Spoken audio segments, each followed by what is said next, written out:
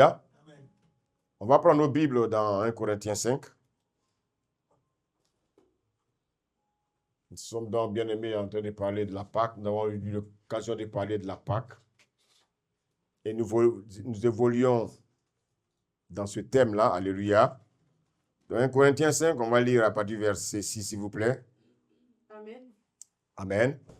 Vous n'avez vraiment pas de quoi être fiers. Ne savez-vous pas qu'un peu de levain fait lever tout ça? On peut donner le micro, s'il vous plaît. Je vous ai dit, chaque fois que quelqu'un lit, il faut qu'il ait le micro. Oui, vas-y. Vous n'avez vraiment pas de quoi être fiers. Ne savez-vous pas qu'un peu de levain fait lever toute la pâte? Je continue. Continue. Purifiez-vous donc du vieux levain, afin d'être une pâte nouvelle, Oui, puisque vous êtes sans levain. oui. En effet, Christ, notre agneau pascal, a été sacrifié pour nous. Donc, en fait, Christ, notre agneau pascal, c'est-à-dire Christ qui est notre Pâque, a été immolé. Amen. Vous voyez qu'en fait, la première nourriture que le peuple devait manger pour être libéré, c'était la Pâque. C'était l'agneau pascal. Amen. Donc, maintenant, en tant que chrétien, nous savons que quand on parle de la Pâque, il s'agit d'un homme. Quand on parle de la Pâque, il s'agit de Jésus. Jésus est notre délivrance. Jésus est celui-là qui est venu nous libérer, bien-aimés, des mains de l'ennemi. Amen. Israël était entre les mains de l'ennemi.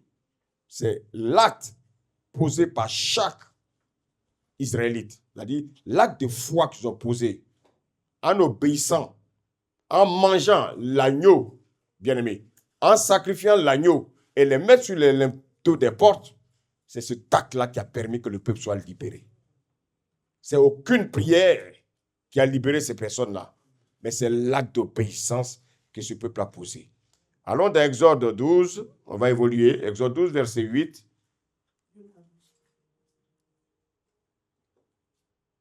Cette même nuit, on en mangera la chair, rôtie au feu. Oui, On la mangera avec des pains sans levain et des herbes amères. très bien. Donc cet agneau, pour pouvoir le manger, il fallait qu'il soit rôti. Il fallait que cet agneau soit rôti. Un agneau pour être mangeable, une viande pour être mangeable, a besoin d'être rôti. On ne mange pas la viande fraîche. On mange la viande quand elle est rôtie. Mais regardez bien. Le Seigneur dit que cette viande, cet agneau rôti, devait être mangé avec quelque chose d'autre. Il fallait un complément alimentaire. Et quels sont ces compléments alimentaires? Dis la suite. Vous ne le mangerez pas à moitié cuit et bouilli dans l'eau. Vous ne le mangerez pas à moitié cuit et bouilli dans l'eau. Amen. Je veux que tu reprennes là le verset 8. Cette même nuit, on en mangera la chair, Donc, cette même nuit, on en mangera la chair, oui. rôtie au feu. Donc, comme je l'ai dit, rôti au feu, mais avec des compléments alimentaires. Quels sont ces compléments alimentaires? Vas-y. On la mangera avec des pains sans levain. Donc, vous voyez qu'en fait, aujourd'hui, nous les chrétiens, nous ne devons plus célébrer la Pâque. Alléluia. Alléluia. Amen. Nous devons célébrer la fête des pains sans levain. Qu'est-ce que cela veut dire? Le Seigneur nous a délivrés afin que nous mangeons le pain sans levain. Voici la fête que nous devons célébrer. Célébrer la fête, ce n'est pas mettre un jour à part, bien aimé, pour manger et boire. Non, ce n'est pas de ça qu'il s'agit. Célébrer le pain sans levain, c'est quoi? Célébrer le pain sans levain, c'est de pratiquer la parole de Dieu. C'est de vivre selon la parole de Dieu. C'est de prêcher la vérité. C'est de prêcher la pureté, la parole dans toute sa pureté. Moi, en tant que chrétien, cette parole-là, quand je la mange, elle me permet d'être pur. Dites Amen. Et cette pureté, elle est constante jusqu'au retour de Jésus. Donc, quand on dit aux gens de célébrer la fête des pains sans levain, il ne s'agit pas d'une fête physique, Mais il s'agit, bien aimé, d'une fête spirituelle. C'est-à-dire que ma vie doit être une vie de pureté. Amen. Quel est l'autre aliment que le Seigneur encore demande de manger avec la viande rôtie? Les herbes amères. Les herbes amères. Donc vous voyez qu'en fait, pour sortir de l'Égypte, il fallait manger l'agneau rôti et avoir comme complément alimentaire les pains sans levain. Il fallait aussi manger les herbes amères. Et nous avons vu que l'agneau devait avoir 1 an sans défaut. Cet agneau devait être sans tache. Et nous avons vu que dans Jean 1, 29, cet agneau, il s'agissait de Jésus-Christ de Nazareth. Parce que Jean dira, lorsqu'il verra Jésus venir au baptême, il dira, voici l'agneau de Dieu qui ôte le péché du monde. Alléluia. On nous dit que Jésus est notre Pâque. Et nous avons compris aujourd'hui que nous ne devons plus observer la Pâque. Regardons Colossiens 1, verset 14 à 16, s'il vous plaît. Amen. Colossiens 1, verset 14 à 16. En qui nous avons la rédemption, la rémission des péchés. Il est l'image du Dieu. Excusez-moi, c'est Colossiens 2. Colossiens 2. Excusez-moi, c'est de ma faute. Colossiens 2, verset 14 à 16. Et regardez. Non, Colossiens 2, verset 16 à 17. Plus précis. Que personne donc ne vous juge au sujet du manger ou du boire. Donc en fait, le Seigneur ne nous a pas... La Bible dit quoi? La Bible dit que le royaume des cieux, ce n'est pas le manger et le boire. Alléluia. C'est quelque chose de spirituel. C'est quelque chose de plus important que le manger et le boire. Est-ce que quelqu'un me suit ce matin? On continue la lecture? Ou au sujet d'une fête. Donc vous voyez qu'en fait, ce n'est pas une fête. Parce que l'homme humain, l'homme charnel, quand on parle de fête, il voit le divertissement. Dieu ne parle pas ici de divertissement. Dieu ne parle pas, bien aimé, de ce que nous voyons. Ce n'est pas manger et boire de manière physique, mais c'est une attitude. Dis Amen. C'est un comportement. C'est une nouvelle nature que tu dois bien aimer. Cette nature n'est que la nature de Christ. Tu dois vivre cette nature. Il faut que le monde voie au travers de toi la nature de Christ. Amen. Continue la lecture.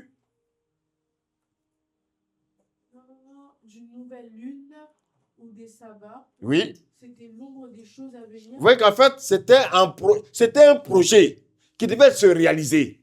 Et ce projet continue, servant de Dieu. Mais le corps est en Christ.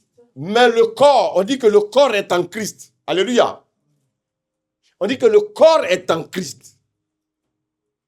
Si nous ne comprenons pas ces vérités, ça va être vraiment difficile.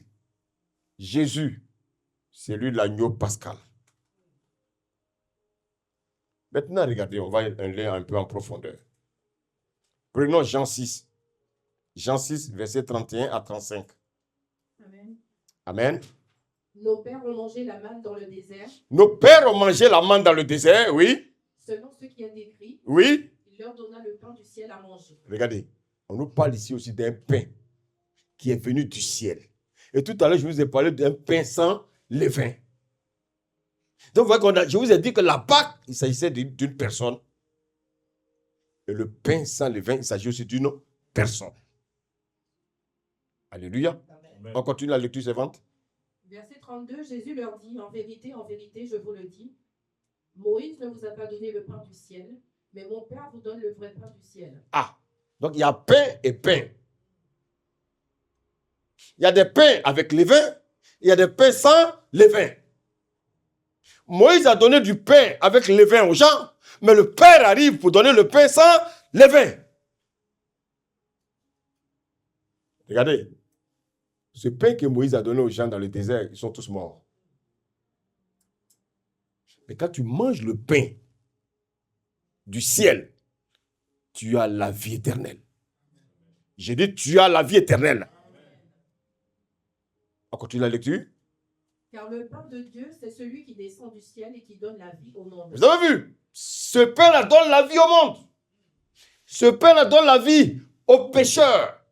Celui qui est un pécheur, il reconnaît sa vie de pécheur. S'il décide de manger ce pain, alléluia, la Bible dit, il a la vie éternelle.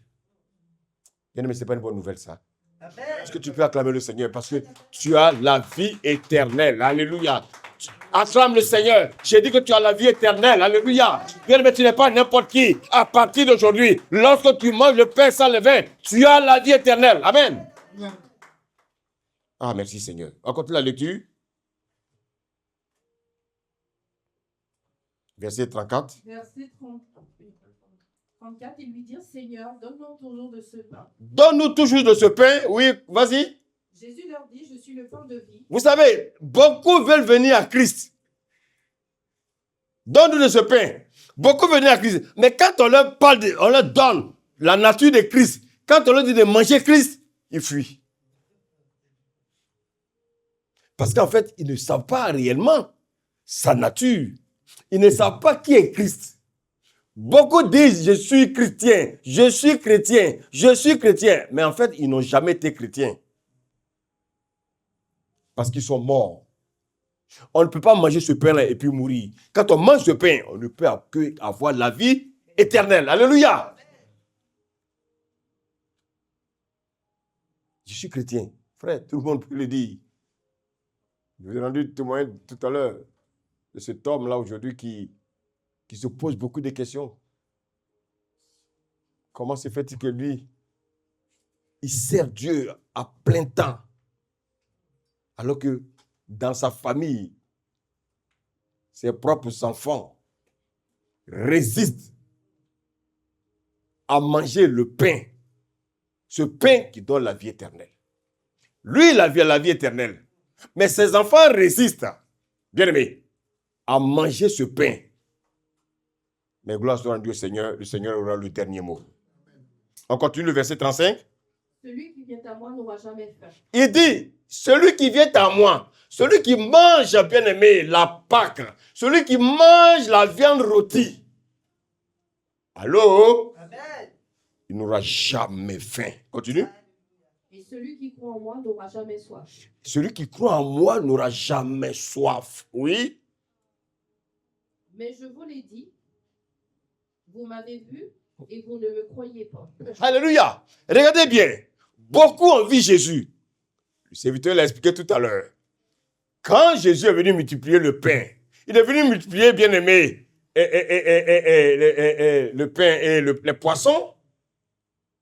Quand ils ont vu Jésus faire les miracles, ils voulaient l'introniser roi. Ce n'est pas ce que ce monde-là cherche. Regardez les présidents. Quels sont les présidents qui sont élus? Pourquoi les gens vont voter? Parce que, ouais, j'aime bien son programme. Son programme est charnel. Son programme me donne du travail. Son programme me donne, bien aimé, des allocations. Son programme me donne, bien aimé, des soins gratuits. Son programme, voici ce que le monde aime. Alléluia. Voici ce que le monde aime. Le monde aime la flatterie. Le monde aime les appâts. Le monde aime le mensonge. Le monde aime les manipulateurs. Et quand Jésus a vu ça, il a dit, monsieur, là, en fait, ils n'ont pas compris pourquoi je suis venu dans ce monde. Alléluia. Amen. Alléluia. Amen. C'est ce que vous devez comprendre, bien-aimés. Cet agneau qui a été rôti au feu, cet agneau-là que nous devons le manger chaque jour, accompagné de ce qu'on appelle les pains sans levain. Est-ce que vous me suivez ce matin? Ce pain-là, nous devons le manger chaque jour. Pourquoi? Parce que en mangeant ce pain chaque jour, je me maintiens dans la vie éternelle. Et on me dit que cette viande rôtie, elle doit être mangée, en plus du pain, elle doit être mangée avec les herbes amères. Oui, chaque jour, frères et sœurs, ce que le Seigneur nous recommande, c'est de manger cette viande rôtie avec les pains sans levain. Chaque jour, je dois méditer la parole. Je n'attends pas de venir à l'église pour pouvoir, bien aimé, écouter seulement les messages et puis toute la semaine, j'ai les bras croisés. Vous savez, une maison où on médite la parole, le diable n'aime pas. Le diable aime les maisons où on met la télévision pour regarder les matchs de football, où on écoute, bien aimé, la musique du monde. C'est ce que le diable aime. C'est-à-dire que vous allez voir des personnes, elles se disent chrétiennes, mais dans la semaine, vous voyez leur vie, une vie de païen. Et c'est le dimanche, ils viennent s'exhiber à l'église. Bien aimé, le Seigneur dit que vous êtes des hypocrites quand vous faites ces choses-là. Parce que vous ne vivez pas la vie de Dieu. Chaque jour doit être un jour de témoignage pour nous en tant que chrétiens. Que ce soit à la maison, ma nature ne change pas. Ma nature ne change pas avec les saisons. Un chien, en hiver comme en été, il demeure chien. Un homme, en hiver comme en été, il demeure un homme. Alléluia. Que les circonstances de la vie ne changent ta nature.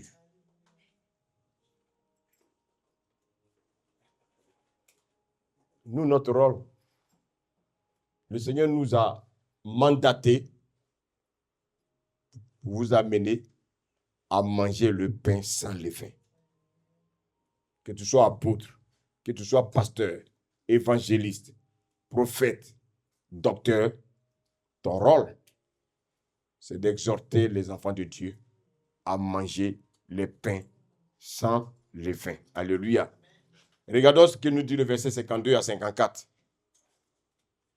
Lorsque Jésus va leur dire que celui qui mange ma chair et qui boit mon sang aura la vie éternelle. Regardez la réaction des gens. Verset 52 à 54. Là-dessus, les Juifs disputaient entre eux, disant, « Comment peut-il nous donner sa chair à manger ?» Comment peut-il lui donner sa chair à manger? Mais quel est cet homme-là? Quel est ce cannibale qui vient et qui croit que nous sommes là pour manger les hommes? Frère, vous savez, quand on ne comprend pas les choses spirituelles, on va périr. Pourquoi beaucoup ont du mal à comprendre Jésus? C'est parce qu'ils ne comprennent pas la profondeur de la parole de Dieu. Pourquoi beaucoup sont encore dans la religion? Parce qu'ils pensent que Dieu est venu avec une religion, mais Dieu est venu avec une vie. Amen. Et regardez, les gens qui voulaient faire de Jésus roi, c'est ces mêmes-là qui ont commencé à murmurer. Vous savez, lorsque vous prêchez l'évangile, lorsque vous passez votre temps à faire seulement des prières de guérison, vous passez votre temps à faire des miracles, à un moment donné, le peuple est vide. Allô? Le peuple est vide. Vous savez, il y a des assemblées, lorsque vous allez, tous les dimanches, on passe le temps à faire des délivrances. On passe le temps à faire des miracles, des délivrances, des miracles, des délivrances, des miracles. Frère, ça, ce n'est pas l'église de Dieu. Jésus n'est pas descendu avec des miracles. Ce n'est pas ça. Jésus est descendu avec le pain de vie. Amen. Et c'est ce pain de vie que les chrétiens doivent manger tous les jours. Est-ce que quelqu'un me suit ce matin? Amen. Pourquoi les gens tombent dans le découragement? Parce qu'en fait, ils n'ont pas encore compris qui est Jésus. Ils n'ont pas encore compris c'est quoi la parole. Allô, est-ce que tu me fais comprendre? Lorsque vous comprenez qui est Jésus, bien aimé, on n'a même pas besoin de venir même de te réveiller pour que tu viennes à l'église. Pourquoi les gens luttent encore? Oh, parce qu'en fait, ils n'ont pas encore compris en fait réellement pourquoi ils vivent. Ils ne savent même pas pourquoi ils ont le souffle de vie. Parce que si tu te rends compte de pourquoi tu as le souffle de vie, pourquoi tu es en bonne santé, tu vas courir chaque jour pour venir adorer ton Dieu. Que le Seigneur nous aide. Amen. Et regardez ce qu'il nous dit au verset 53. Jésus leur dit, en vérité, je vous le dis, si vous ne mangez la chair du Fils de l'homme, et si vous ne buvez son sang, vous n'avez point la vie en vous-même. Il parle de la vie. Il continue à parler de la vie. Pourquoi? Il parle à qui? Il parle à des gens qui sont morts. Et les gens qui sont morts aiment les raisonnements. Les gens qui sont morts aiment discuter. Les gens qui sont morts, ils n'aiment pas la vérité. Voici pourquoi, bien-aimés, en tant que chrétiens, allô? Nous devons rechercher la vérité. Vous savez, on ne vient pas ici pour flatter quelqu'un. On ne vient pas ici pour tromper les gens. On vient ici parce que, bien aimé, nous tous, nous recherchons cette vie éternelle. Nous voulons être sauvés. Et quand je parle de salut, frère, je suis en train de parler, bien aimé, de cette nouvelle Jérusalem qui nous attend. Beaucoup ne sont pas conscients de ça. Vous voyez, les gens tiraillent, les gens raisonnent, les gens tiraillent. Les gens pensent que c'est ce monde-là qui va leur donner le bonheur. Ce monde-là ne peut pas t'apporter le bonheur. Voici pourquoi, bien aimé, les gens meurent. Et quand les gens meurent, ils vont où? Quand les gens meurent, ils vont avec leur richesse. Vous avez déjà vu un président riche qui est parti avec son château? Donc, frère, si, pendant qu'il était vivant, il n'a pas donné sa vie, s'il n'a pas, excusez-moi, pas donné sa vie, mais s'il n'a pas mangé l'agneau rôti, s'il n'a pas mangé le pain sans levain, frère, l'éternité qui l'attend, c'est les temps de feu. Dieu ne veut pas ça pour nous. Alléluia. Alléluia. Amen. Voici pourquoi il dit, souffrez un peu. Il dit, souffrez un peu. La vie sur cette terre, dans ce monde, est une vie de souffrance. Voici pourquoi beaucoup n'ont pas encore compris.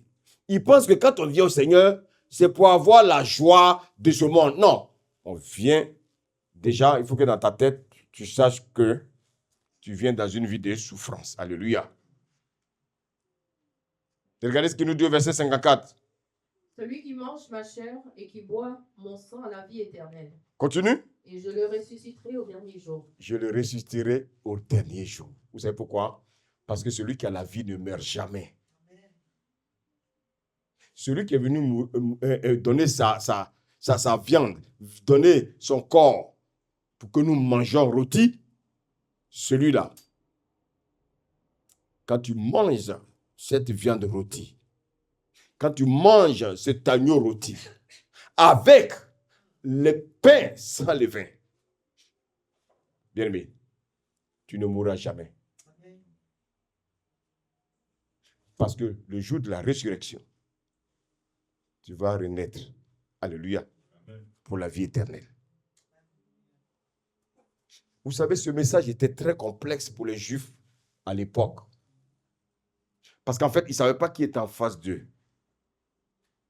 Ils ne pouvaient pas comprendre ce que le Seigneur disait. Vous savez pourquoi les gens se plaignaient? Quand Jésus dit que celui qui mange ma chair et boit mon sang. Parce qu'ils connaissent aussi la loi de Moïse. Ils connaissent le Pentateuque. Donc ils se disent, mais qu'est-ce qu'il raconte là? Et regardez ce que Lévitique 17 nous dit. Lévitique 17, 14.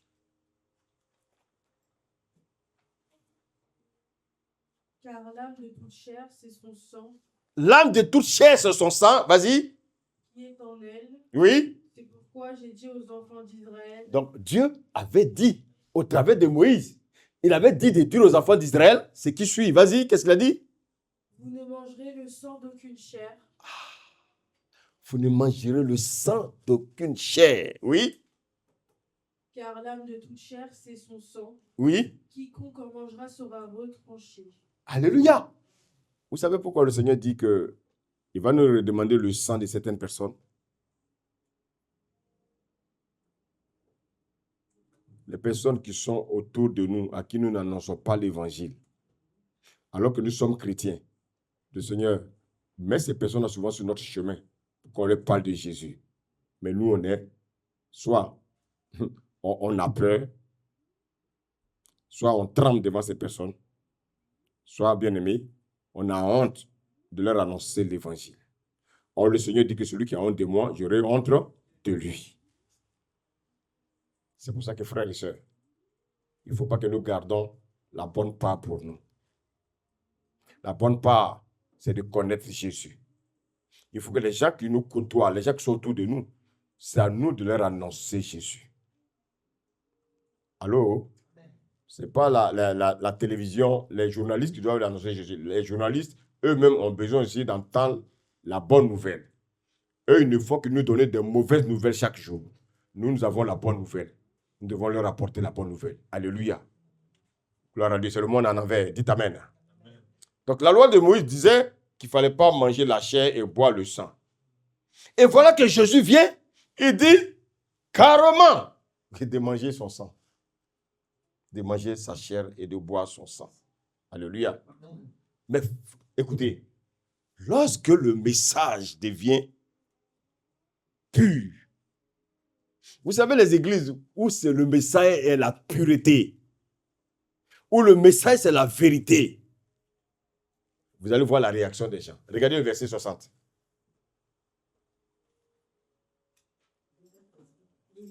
Toujours Jean, excusez-moi, Jean 6. On revient à Jean 6.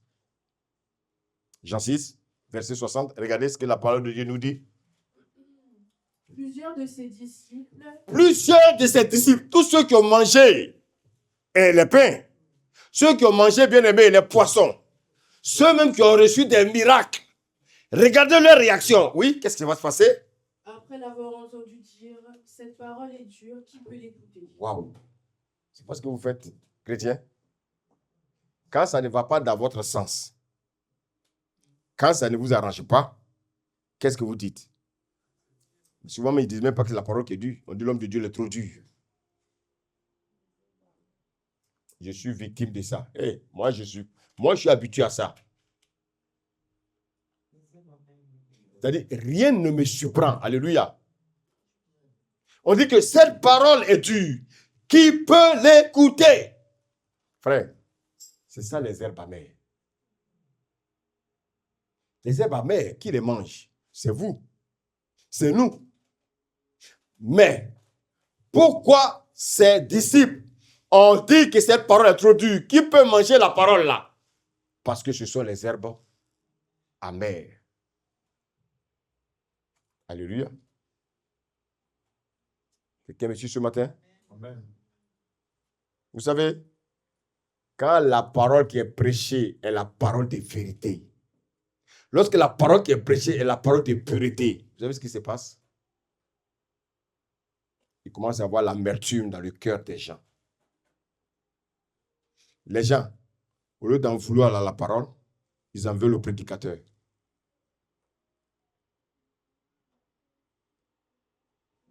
Alléluia. Lorsqu'on entend la parole de vérité, qu'on refuse, voilà ce qu'on appelle les herbes amères.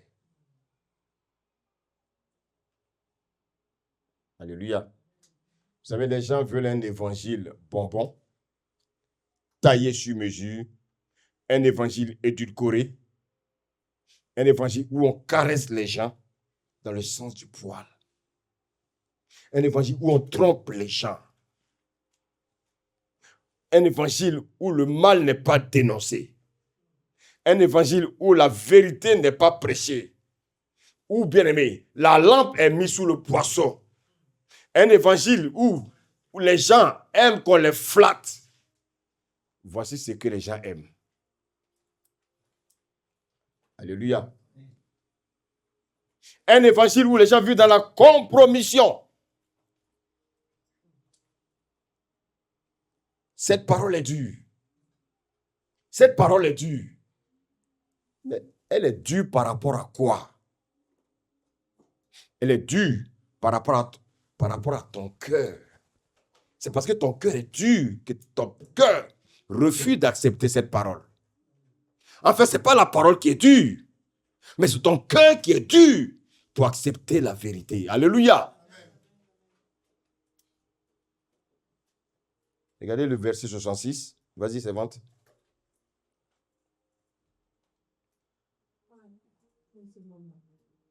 Dès ce moment, donc frère, beaucoup viennent à l'église, lorsque la parole de vérité est prêchée, lorsque leur cœur s'endurcit, qu'est-ce qui se passe dans leur vie? Lis la suite. Plusieurs de ses disciples se retirèrent. Ils quittent l'église. Allô?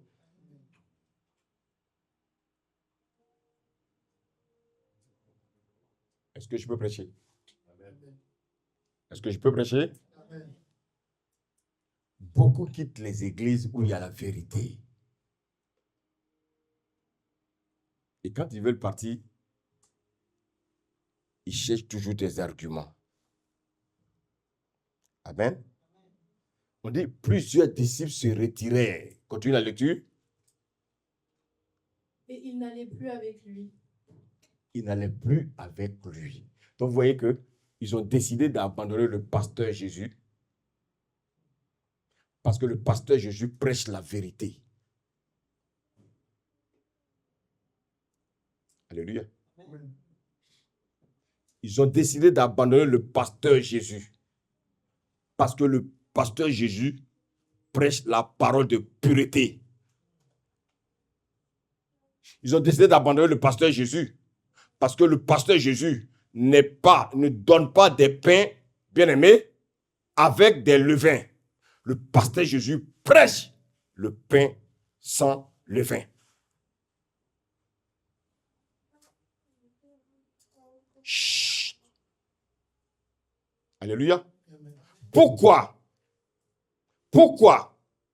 les gens quittent les églises? Les accusations. On accuse tel frère. Ah, le pasteur est ceci. Il y en a même qui viennent même dans l'église. Eux, ils ont les yeux comme des hiboux. C'est eux qui cherchent les sorciers dans l'église. Ah, Dieu m'a montré que tel est sorcier. Dieu m'a montré qu'elle est sorcier. Frère, on ne vient pas à l'église pour chercher les sorciers. Parce qu'à la base, nous sommes tous des sorciers. Allô? On vient d'où? On est entre les mains de Satan. À la base, nous sommes tous des sorciers. Si on vient à l'église, c'est parce qu'on bien aimé, on est aveuglé, on cherche le chemin pour aller dans le royaume des cieux. Donc, Dieu ne nous envoie pas pour accuser ses enfants. Alléluia. Et Dieu vient pour que ses enfants recouvrent la vue. On dit, plusieurs de ses disciples s'en allèrent. Ils vont quitter l'église. Vous savez pourquoi? La majorité fuit. Parce qu'ils n'aiment pas les herbes amères.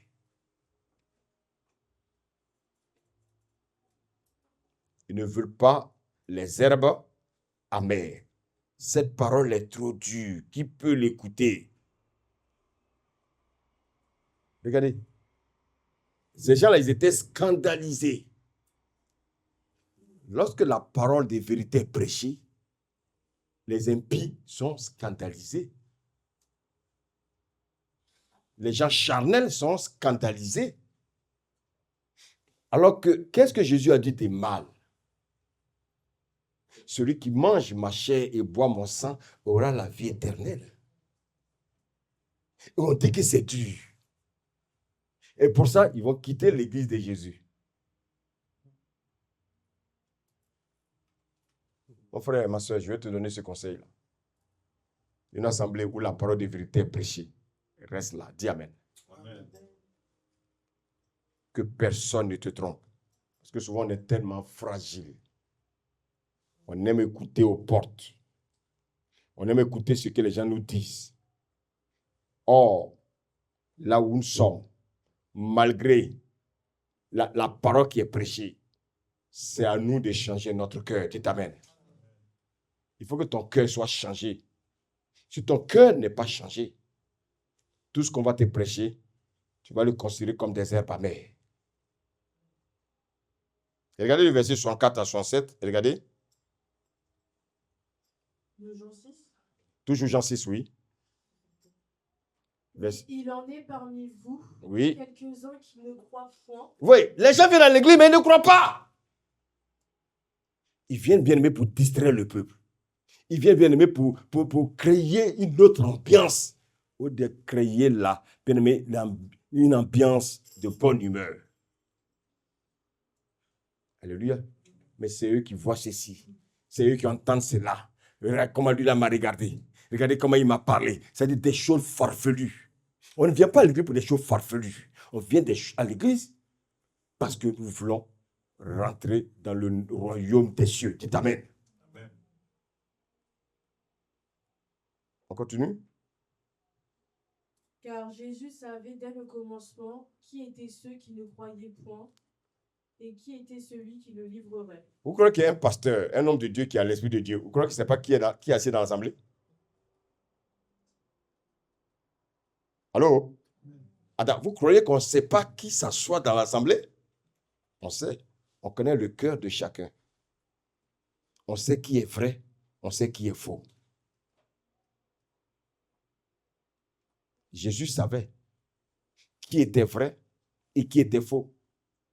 Il nous a donné son esprit pour que nous puissions aussi détecter ceux-là qui sont véritables et ceux-là qui viennent parce que frères et sœurs, ils viennent parce qu'ils ont envie de venir. Alléluia. Alléluia. Alors qu'il faut venir ici parce qu'on aime Dieu. Est-ce que la parole est comprise ce matin? Regardez au verset 66, on relit encore. Dès ce moment, plusieurs de ses disciples se retirèrent. Oui. N'allaient plus avec lui. Oui. Verset 67. Jésus donc dit aux 12. Vous savez, dans une assemblée, la majorité peut partir. Les faux peuvent partir. Mais Dieu gardera toujours les vrais. Et les vrais, c'est un minimum. Souvent, on pense que Dieu cherche la multitude. Non, Dieu ne cherche pas la multitude. Dieu cherche des disciples. Regardez, sur 5000 hommes, parce que là, ils n'ont pas compté les femmes. 5000 hommes, il est resté 12. Où sont partis les autres? Ce n'est pas la même nourriture là qu'ils entendent. Mais où sont partis les autres? Donc, en fait, les autres sont plus spirituels que les 12. Allô? Amen. Vous avez vu, je veux vous amener à grandir, à réfléchir. Parce que souvent, vous vous laissez tromper pour peu. Vous avez vu combien qui sont perdus? Plus de 4000 combien? 4000, calcule avec moi, 4900. 4988. Alléluia. Qui vont dans la perdition. Parce qu'ils ont un cœur qui est dur. Parce qu'ils ne veulent pas manger les herbes amères. Quand on ne veut pas manger les herbes amères, on est en train de chercher le chemin de l'enfer. Jésus a dit, bien aimé, que lui, il est venu nous donner la vie. Mais cette vie-là, il nous a donné aussi, bien aimé, il nous a donné des prescriptions. Est-ce que nous obéissons à ces prescriptions? Regardez, on relit le verset 70, vas-y. Dès ce moment, plusieurs de ses disciples se retirèrent et n'allaient. Verset 70. Jésus leur répondit, n'est-ce pas moi qui vous ai choisi, vous les 12, et l'un de vous est un démon? Allô? C'est Dieu qui nous choisit. Donc, il choisit même les démons. Attendez, je veux que vous compreniez ce que le Seigneur nous enseigne. Toutes les personnes que vous voyez dans les églises, assis, Même s'ils sont faux, qui les a choisis pour être là? Dieu.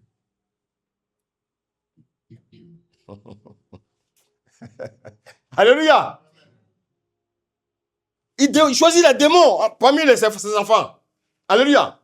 Parce qu'il veut utiliser ces démons-là pour vous faire grandir. Amen. Alléluia. L'agneau ou la Pâque à manger, c'est la parole de Dieu. La Pâque à manger, c'est Jésus. Mais ce Jésus-là, il dit, on ne me mange pas seulement rôti. Il faut ajouter les pains sans levain. Alléluia. Et il faut aussi ajouter quoi? Les herbes amères. Aujourd'hui, nous sommes en train de parler des herbes amères. La parole doit être mangée avec des herbes amères. Vous savez, souvent les gens parlent de la sagesse. Ah oui, ouais. Tu sais, quand tu prêches, il faut prêcher la sagesse.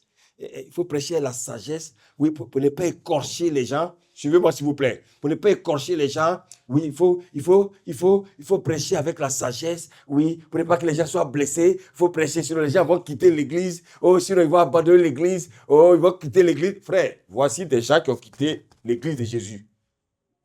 Alléluia. Est-ce que Jésus allait demander pardon? Vous savez ce qu'il a demandé aux 12? Il a dit, mais pourquoi vous ne les suivez pas?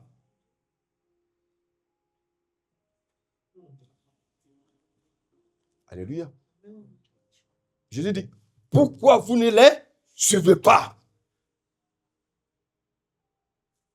Si toi tu viens dans l'assemblée et quelqu'un qui dit va quitter l'assemblée, puis toi tu le suis, c'est ton histoire. Comme toi, tu es mieux que ceux qui sont là. Tu es mieux que le pasteur. Vas-y. Simplement parce que les gens n'aiment pas les herbes amères. Quand tu fais une petite remarque à quelqu'un, oui, pourquoi tu as fait telle chose? Fais comme ça. Oh! Je ne viens plus à l'église. Allô? Moi, j'ai déjà vu ça dans certaines églises. Quand il y a les soi-disant chantent, quand il y a un ou deux qui sont fâchés, tu ne les vois plus venir chanter. Quand vous les voyez, ils sont assis maintenant derrière. Avec ce cœur-là, et tu penses que tu es un enfant de Dieu. Même si le pasteur t'a mal parlé, est-ce que pour ça, tu ne dois plus chanter pour le Seigneur? Pour ça, tu vas te mettre derrière. Et tu viens, non seulement tu viens dans l'assemblée, avec un cœur de murmure, et tu viens t'asseoir là. Et tu viens contaminer ceux-là qui sont mal affermis. Malheureusement, c'est ce qu'on assiste dans les églises. Les gens n'aiment pas les herbes amères. Les gens n'aiment pas qu'on leur fasse des remarques. Les gens veulent vivre leur vie. Ils veulent avoir leur même comportement. Et puis servir Dieu. Non, frère. On vient dans le Seigneur parce qu'on a des mauvaises habitudes. On a des mauvais comportements. Donc, on a tous besoin que le Seigneur nous change. Alléluia. Moi, le premier. Vous savez, notre Dieu est un Dieu de révélation. J'ai dit, mais Seigneur, pourquoi je n'ai pas parlé d'autres choses et puis il parle des herbes amères? Pourquoi le Seigneur n'a pas parlé d'autres choses et puis il parle des herbes amères? Le Seigneur est trop fort. Jean 17, regardez. Jean 10, verset 7. Amen. Amen. Jésus leur dit encore. Jésus leur dit encore. En vérité, je vous le dis. Oui. Je suis la porte des brebis. Je suis la porte des brebis. Jésus dit qu'il est la porte des brebis. Maintenant, regardez. Alléluia. Est-ce que les brebis mangent la viande? Les brebis mangent quoi? Les herbes. Alléluia. Or, nous sommes les brebis. Donc, nous devons manger quoi? Les herbes. Mais les herbes que les brebis mangent là, quand vous voyez les moutons brouter dehors là, ils ne mangent que les herbes amères.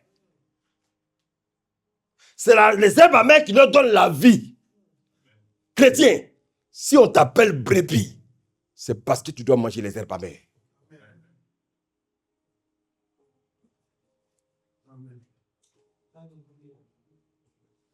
Alléluia. La parole qu'on reçoit est l'aliment des herbes amères. C'est pour ça, frère, quand tu vois souvent le visage de certains chrétiens quand on prêche, quand tu regardes l'état de leur cœur, si Dieu pouvait te faire voir leur cœur, tu vas voir que ils sont fâchés.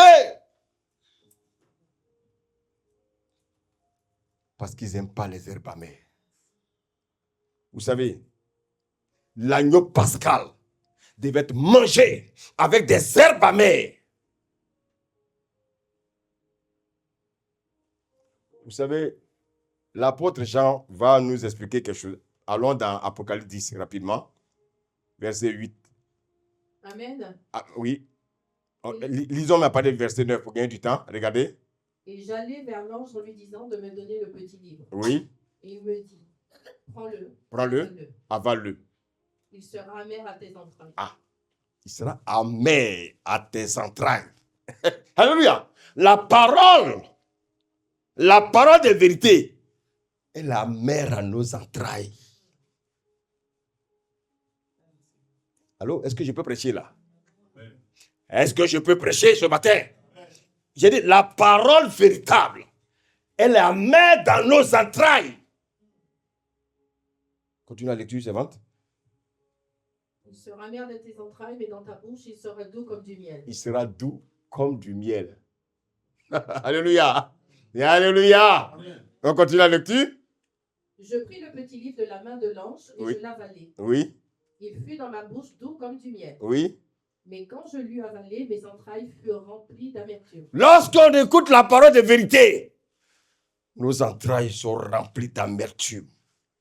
Parce qu'on refuse la vérité. On refuse la parole de pureté. On veut le blabla. On veut le mensonge. On veut les paroles bien-aimées qui nous trompent. C'est ça que nous voulons. Mais nous refusons de manger les herbes amères. Normalement, un vrai prédicateur, lorsqu'il prêche l'évangile, l'estomac des chrétiens doit être rempli d'amertume. Vous savez, lié à la parole qui est pure. Est-ce que vous savez que dans plusieurs assemblées, les gens ne mangent pas les herbes amères? Non. Donc, frère, si tu ne manges pas les herbes amères, comment tu peux être un véritable enfant de Dieu? Si tu ne manges pas les herbes amères, frère, écoute-moi ce matin, tu n'as pas encore la vie éternelle. Ce que je dis te choque.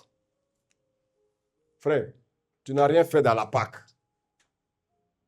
Qu'est-ce que tu as fait dans la Pâque? Qu'est-ce que tu as fait? Tu n'as rien fait. Jésus est notre Pâque. C'est Jésus qui est venu mourir. Alléluia. Il te demande simplement de manger sa viande rôtie, de la manger avec le pain sans levain et de le manger avec les herbes amères. Voilà tout ce que Jésus te demande. Donc, bien-aimé, si je prêche la Pâque avec les herbes amères, normalement les gens devaient aimer. Mais qu'est-ce que les gens font? Les gens fuient. On ne peut pas manger la Pâque sans les herbes amères. Ce n'est pas possible. Beaucoup ne veulent pas de la parole. Beaucoup ne veulent pas de la vérité. Quand on commence à prêcher l'impudicité, les impudiques dans l'église deviennent amers. Gloire soit rendue au Seigneur que il y a beaucoup d'enfants de Dieu qui sont très intelligents, qui ne livrent pas leur corps au premier venu. Parce que Dieu condamne cela, c'est de l'impudicité. Il a dit quoi? Les impudiques n'hériteront pas le royaume des cieux. Ça veut dire que Dieu condamne ça. On ne livre pas son corps au premier venu. On livre son corps à celui qui devient notre époux ou notre épouse. Donc veillez sur vos corps. Si vous ne respectez pas Dieu, Dieu va s'en charger. Parce qu'il dit que celui qui détruit son corps, qu'est-ce qu'il fera? Il va le détruire. Donc faites attention. Vous qui avez bien aimé les organes qui s'élèvent à tout bout de chemin, faites attention.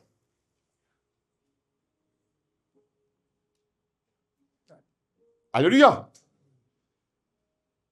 Quand on parle du mensonge, il y a des gens qui sont amers. Pourquoi? Parce qu'ils pratiquent le mensonge constamment. Parce que pourquoi ça te fait mal quand on prêche le mensonge? Quand on prêche sur l'adultère, pourquoi ça te fait mal? Parce que tu pratiques l'adultère. Ce sont les herbes amères. Les herbes amères, c'est toute parole que tu entends que tu refuses. C'est ça les herbes amères. Combien refusent la vérité de Dieu? Combien dans les églises? Est-ce que vous avez déjà vu des médicaments qui sont sucrés? Même quand ils sont sucrés, il y a toujours un goût amer. Vous avez déjà vu des médicaments? Qui aime avaler les médicaments? Il y a des gens, c'est vrai, ils aiment avaler les médicaments. Vous savez pourquoi? Parce qu'en fait, ils aiment les médicaments. Parce qu'en fait, c'est comme si... c'est les psychopathes qui aiment les médicaments. Un homme normal ne doit même pas aimer les médicaments. C'est les psychopathes qui mangent les médicaments comme ça. Moi, je prends les médicaments lorsque le médecin vraiment insiste. Prends ça parce que. Alléluia. Mes frères, tu vois les gens, ils ont un petit mal de tête. Un petit mal de tête comprimé. Oui, il a son doigt. Non, frère, non. Ton petit mal de tête là. Seigneur, tu as dit, celui qui imposerait les mains aux malades, les mains seront guéris. Impose-toi toi-même. Tu es sacrificateur. Impose-toi toi-même. Tu es enfant de Dieu. Impose-toi les mains, tu vas guérir. Mais vous savez, dans ce pays, on nous a donné la facilité. Alléluia. Quand quelqu'un commence à avoir un petit mal quelque part, la carte verte.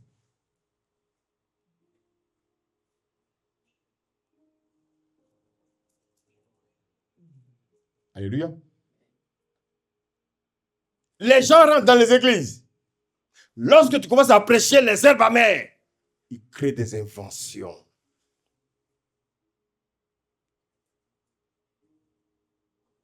Pour accuser les uns les autres. Vous avez vu? Si vous continuez à lire le livre de Jean 6, à un moment donné, ils avaient commencé à accuser Jésus. Les gens qui voulaient le faire roi, les mêmes là disent que Jésus, ce n'est pas le fils de Marie. Ce n'est pas le fils du charpentier. Ce n'est pas celui qui est prophète là. Est-ce que tu as même est-ce qu'il est prophète? Voilà. Quand un homme de Dieu ne sert plus à rien, bien aimé, il est comme le sel. Vous savez le sel? Les femmes, elles ont l'habitude, quand elles font un repas, où j'ai mis le sel, où j'ai mis le sel, elles cherchent toujours le sel. Mais une fois qu'elles s'en servent, elles ne savent plus où elles ont posé le sel.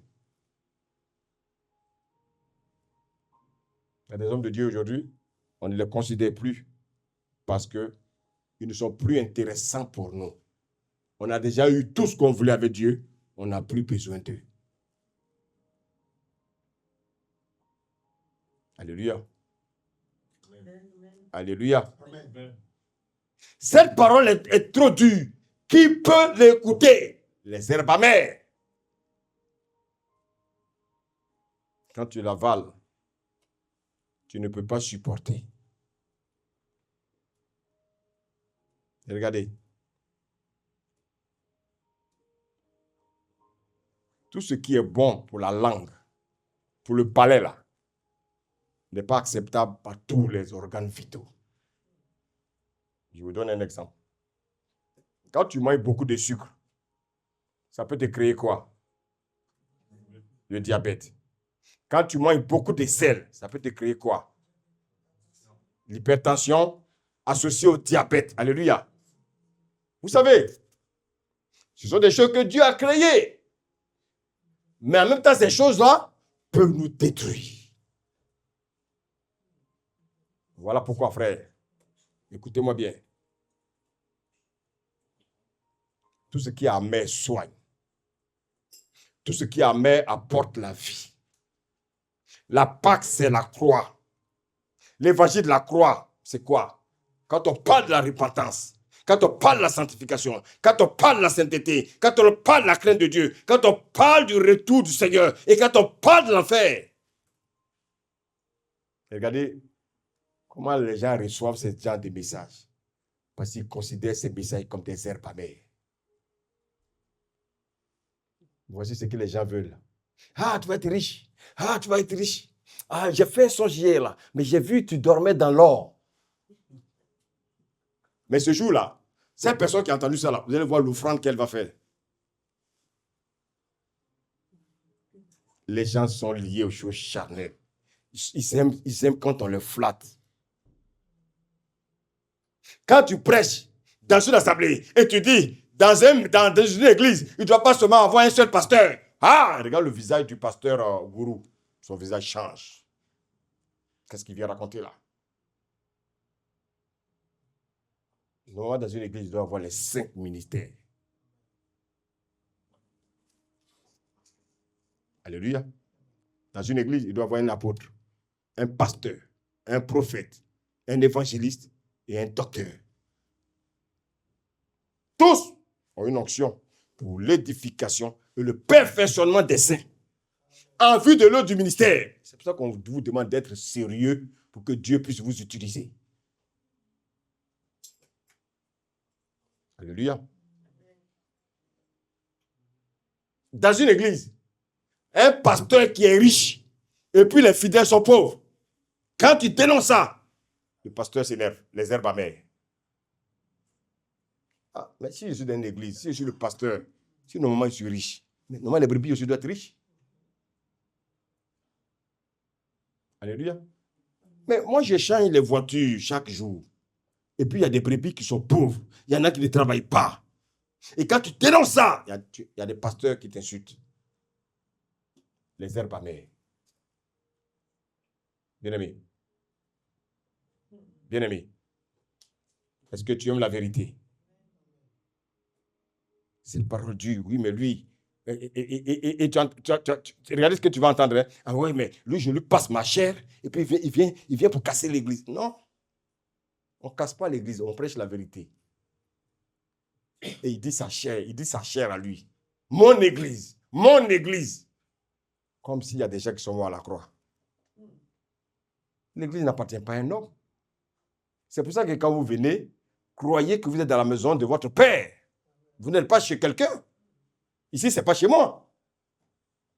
Chacun de nous a un domicile.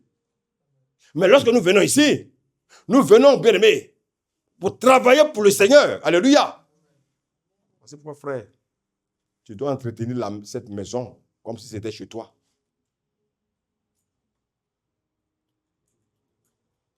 Alléluia.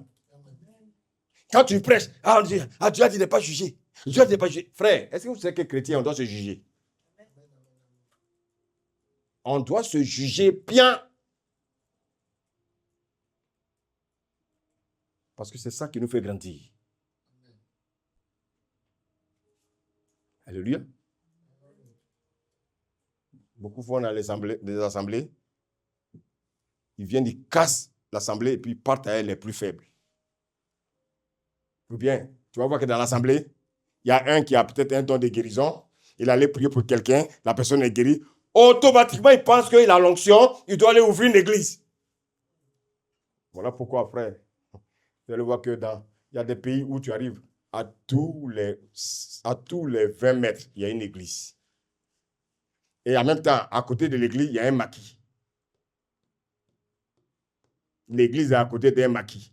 À chaque 20 mètres, il y a une église. À chaque 20 mètres, il y a un maquis. À chaque 20 mètres, il y a une église. L'église est collée au maquis. Bien-aimé, est-ce que quelqu'un me suit ce matin? Vous savez, Jésus dira quelque chose de fort. Je ne sais pas si beaucoup de chrétiens ont perçu ce que Jésus veut dire. Regardez dans Matthieu 16, versets 24 à 25. Amen. Amen. Écoutez bien, s'il vous plaît. Lis le verset 24 d'abord, s'il te plaît. Oui. Alors Jésus dit à ses disciples, Oui.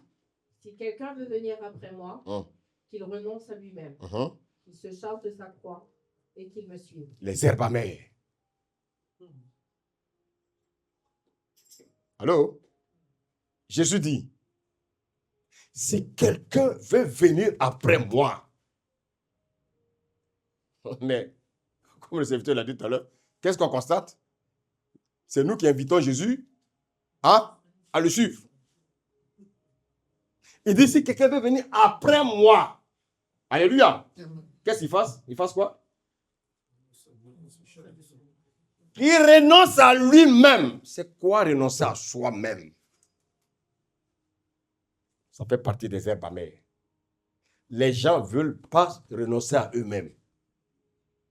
Et qu'ils me suivent.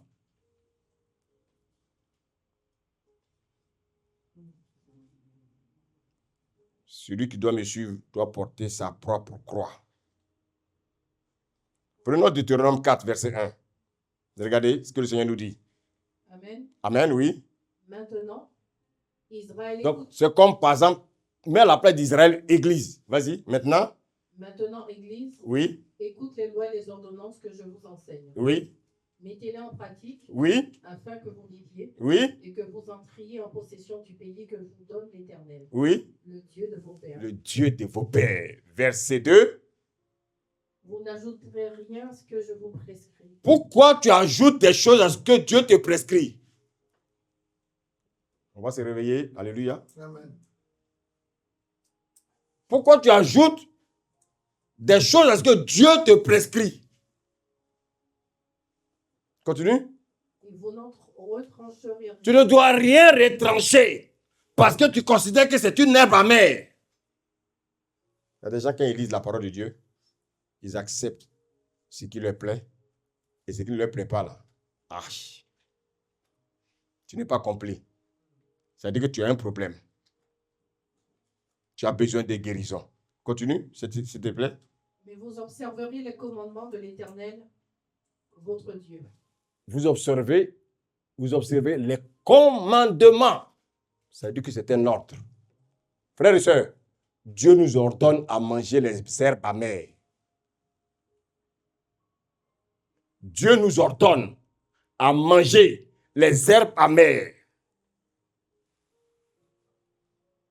Alléluia. Amen. Pourquoi? Parce que Dieu veut que nous gagnions en maturité.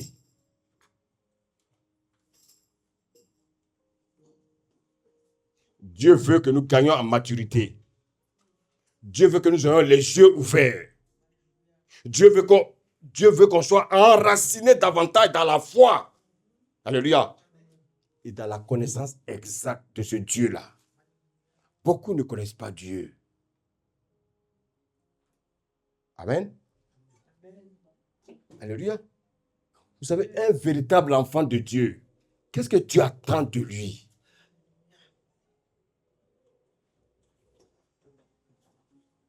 Amen. Amen. Luc 6, verset 46. Luc 6, verset 46. Pourquoi m'appelez-vous Seigneur? Toi, tu dis que Dieu est ton Seigneur. Mais qu'est-ce que tu fais? Dis la suite. Seigneur, et ne faites-vous pas ce que je dis? Beaucoup disent que Jésus est leur Seigneur. Mais est-ce qu'ils font ce que Jésus leur demande de faire? Je vous pose la question. À quoi vous sert-il d'appeler Dieu Seigneur, Seigneur, d'appeler Jésus Seigneur, Seigneur, et vous refusez de faire ce qu'il vous demande de faire? C'est ça les herbes amères. Les herbes amères, c'est tout ce que nous refusons que Dieu nous demande de faire. Tout ce que nous refusons, c'est ça les herbes amères. Quand tu lis la parole de Dieu, quand tu médites, qu'est-ce que tu refuses? Alléluia.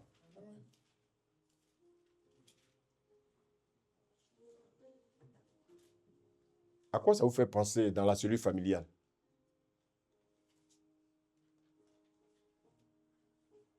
Il dit quoi? Il dit, pourquoi m'appelez-vous Seigneur, Seigneur, vous ne faites pas ce que je vous demande de faire? Dans la cellule familiale, qu'est-ce qu'on peut dire? Pourquoi m'appelles-tu papa, papa?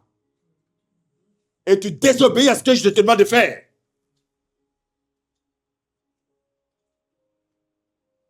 Allô? Pourquoi m'appelles-tu maman, maman? Alors que tu es toujours en train de me désobéir.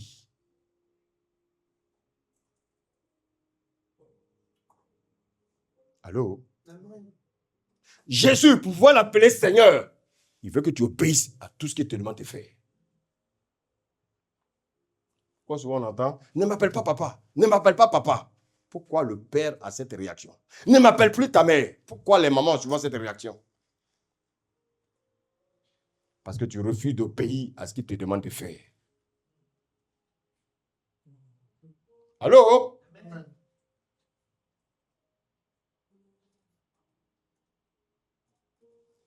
Pourquoi vous dites Seigneur, Seigneur, et vous refusez d'obéir à la prescription du Seigneur? Alléluia. Alléluia. Amen. Frères et sœurs, je veux que tu comprennes ces vérités. Il faut que tu sois vraiment un témoignage partout où tu vas. Même si les hommes te méprisent, ce n'est pas grave. Mais il faut que tu sois dans la vérité. Il faut que tu marches selon la parole de Dieu. Alléluia. Alléluia. Ne fais pas comme ces pharisiens qui disent c'est trop dur. Non, la parole n'est pas dure. Ce qui est dur, c'est nos cœurs. Alléluia.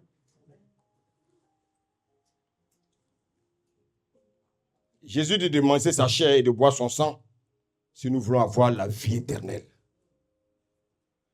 Qu'est-ce que cela veut dire? Colossiens 1, 18. Regardez ce que le Seigneur nous dit. Amen. Amen. Il est la tête du corps de l'Église. Il est la tête du corps de l'Église. Et vous vous rappelez dans Exode 12, il a dit quoi? De manger l'agneau entièrement.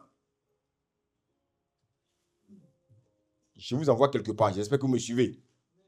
Dans Exode 12, il a dit de manger l'agneau entièrement. De le manger avant. De le manger. Il ne faut pas que le jour suivant arrive. Il fallait manger l'agneau entièrement. Bon, maintenant, écoutez. Ici, on nous dit que Jésus est la tête de l'Église.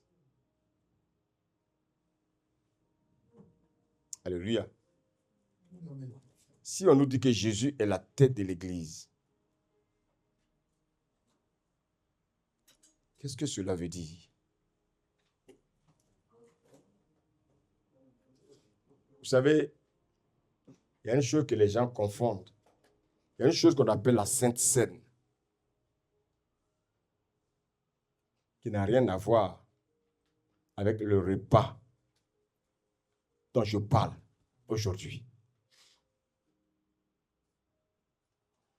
Beaucoup prennent le repas du Seigneur, c'est-à-dire ce qu'on appelle la Sainte Seine, mais beaucoup iront en enfer.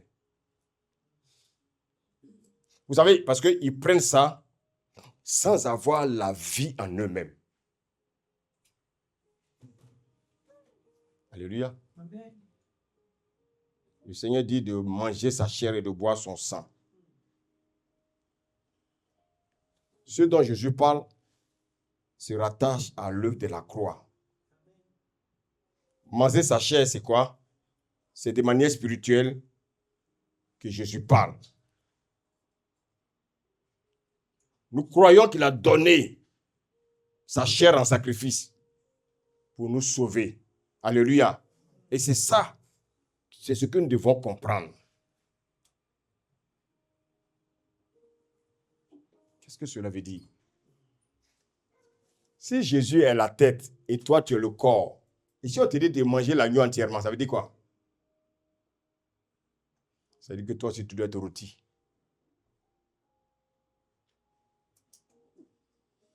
Alléluia. Amen. Alléluia. On dit que l'agneau a été rôti au feu. C'est quoi? C'est l'image de des persécutions que tu auras en tant que chrétien. C'est l'image des tribulations que tu auras en tant que chrétien. Est-ce que quelqu'un est ici ce matin? Si Jésus dit qu'il est la tête et que nous sommes le corps, et on dit qu'il faut manger l'agneau entièrement, ça veut dire qu'il faut manger aussi quoi? Jésus est la tête. Nous sommes le corps. Il n'y a pas d'agneau avec seulement la tête. Le corps, c'est qui? C'est nous. Le corps de Christ, c'est qui? C'est nous. Donc, c'est comme si on disait, le corps de l'agneau, c'est qui? Le Christ, c'est qui? C'est l'agneau. Quand on dit le corps de Christ, ça veut dire quoi? On peut dire le corps de l'agneau. Donc, quand on dit de manger l'agneau rôti, ça veut dire quoi? Nous aussi, on doit nous manger.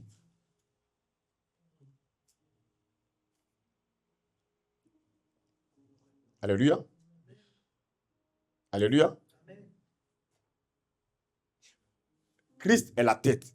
Nous sommes le corps. On dit le corps de Christ. L'agneau ne peut pas seulement être la tête. L'agneau, c'est la tête et le corps. Or, on dit de manger l'agneau entièrement. Ça veut dire quoi? Ça veut dire que toi aussi, tu dois mourir comme Christ est mort. On doit te rôtir comme Christ a été rôti. Christ est passé par des tribulations, tu vas passer par des tribulations. Il est passé par des persécutions. Il est passé par des injures. Toi aussi, tu passeras par l'humiliation. Alléluia. Après ça, lorsque tu es mort, ressuscité, maintenant on te donne un nouveau pain. Dites Amen. Amen. Ce pain n'est plus le pain avec des levains, mais ce pain est un pain sans levain. On associe au pain sans levain ce qu'on appelle les herbes amères. Regardez ce que Jésus dit. Il dit, l'homme ne vivra pas seulement de pain, mais de toute parole qui sort de la bouche de Dieu. Quand on parle des pains sans levain, c'est une prophétie. C'est-à-dire, c'est la parole de Dieu sans mensonge. C'est la parole de Dieu sans impureté. C'est la parole de Dieu avec la vérité. Alléluia.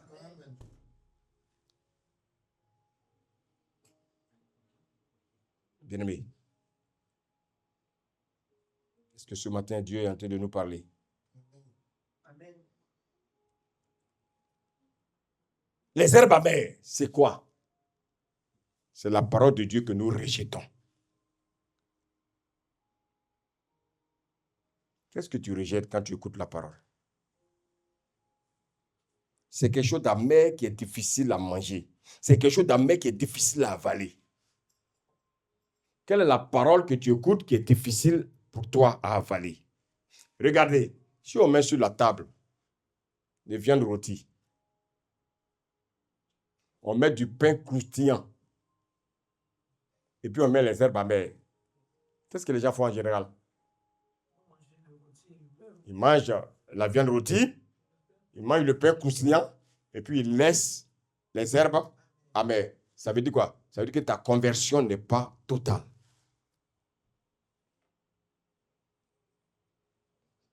Alléluia. Alléluia. Vous savez, quand vous lisez Philippiens 1, 29, la Bible dit, et cela de la part de Dieu, car il vous a été fait la grâce par rapport à Christ, non seulement de croire en lui, alléluia, mais encore de faire quoi? Mais de faire quoi? De souffrir pour lui. De souffrir pour lui. Fille, on doit se souffrir pour Christ.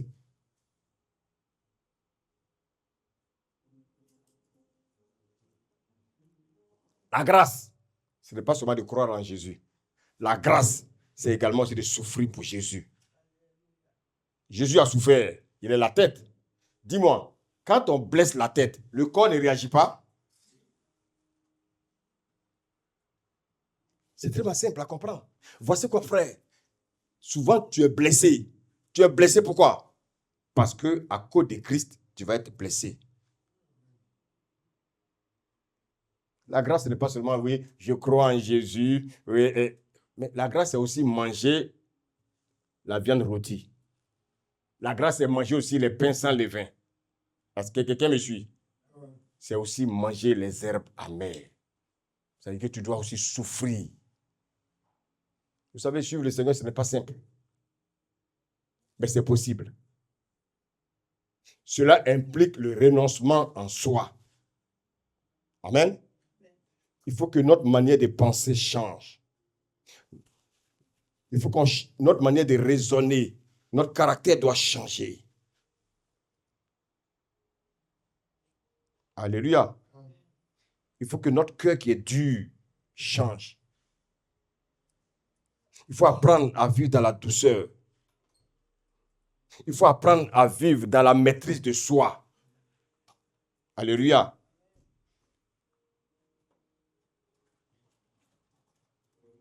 Amen. Nous mangeons les pains sans levain lorsque nous écoutons la parole de vérité et que nous la pratiquons. Et qu'en est-il des herbes amères? Qu'en est-il de la souffrance pour Christ? Vous savez, il y a ce qu'on appelle souffrir avec Christ et souffrir pour Christ. Souffrir pour Christ, c'est ça les herbes amères. Souffrir avec Christ, c'est ça la Pâque. Est-ce que quelqu'un me suit? Amen. Souffrir avec Christ, c'est-à-dire tu es rôti avec lui. Amen. Mais souffrir pour Christ, c'est ça manger les herbes amères. Ça veut dire quoi? Pour Christ, il y a des choses pour lesquelles tu dois souffrir. Alléluia. Vous savez, quand on parle de souffrance pour Christ, ce n'est pas nécessairement parce qu'on prêche Jésus. Non. Il ne s'agit pas uniquement des moqueries. Vous allez comprendre pourquoi les gens refusent les herbes amères. Amen. Pourquoi peu de chrétiens mangent les herbes amères? Est-ce que c'est facile de manger quelque chose d'amer? Est-ce que c'est facile? Non. Ce n'est pas facile. Voici pourquoi. Dans l'église, les gens ont des problèmes pour obéir à Dieu. Voici pourquoi dans l'église, les gens ont des problèmes pour obéir à la parole de Dieu. Voici pourquoi dans l'église, les gens ont des problèmes, bien aimés, pour mettre en pratique la parole de Dieu.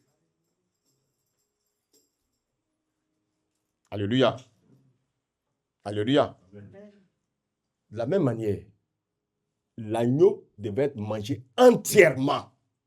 C'est de la même manière, la parole de Dieu doit être aussi obéie entièrement. L'agneau devait être rôti et mangé entièrement. Ça veut dire quoi? Ça veut dire que la parole de Dieu doit être pratiquée entièrement. Alléluia. Quand tu nous as prescrit l'agneau rôti, nous avons mangé facilement. Il nous a prescrit les pains sans levain. Nous essayons de manger. Alléluia. Et c'est le même Jésus qui nous a aussi prescrit les herbes amères. Mais pour les herbes amères, nous refusons. Or, pour avoir la vie éternelle, il faut non seulement manger, bien aimé, l'agneau rôti, il faut manger le pain sans levain, mais aussi, il faut aussi manger les herbes amères. Je vais vous donner quelques exemples des herbes amères que le Seigneur nous a prescrits. L'exemple de quelques herbes amères que nous devons manger. Ce n'est pas sucré. On dit c'est amer. Donc ça veut dire quoi? La vie chrétienne, ce n'est pas un jeu. Alléluia. Marco, tu peux venir brancher l'appareil. Alléluia. Prenons Matthieu 5. Alléluia. En tout cas, s'il y a la Bible, il y a Marthe, c'est bon. Hein? Amen. Matthieu 5, on va lire à partir du verset 43. Derrière. Matthieu 5, verset 43. Regardez ce que la parole de Dieu nous dit.